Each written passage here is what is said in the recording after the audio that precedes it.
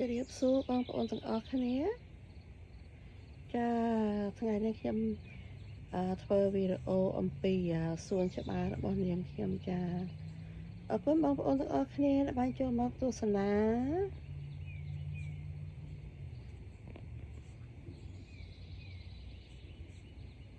ចាវីដេអូនេះគឺខ្ញុំថតនៅពេលព្រឹកព្រលឹមចាប្រហែលជាម៉ោង7កន្លះចា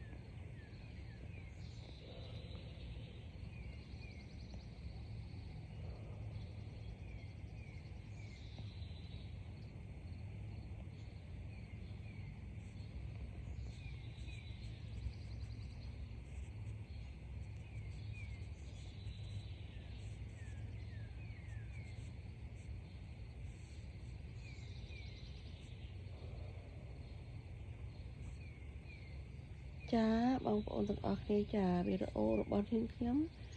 មានតែប៉ុណ្្នឹងទេចាហើយខ្ញុំសង្ឃឹមថាជួបបងប្អូនតាមរយៈវីដេអូផ្សេងទៀតចាអរគុណបងប្អូនដែលបានចូលមកទស្សនាជូនពរបងប្អូនរស់ស៊ីមានបានសនុកសុខសប្បាយទាំងអស់គ្នាណាបងប្អូនណាជម្រាបលាបងប្អូន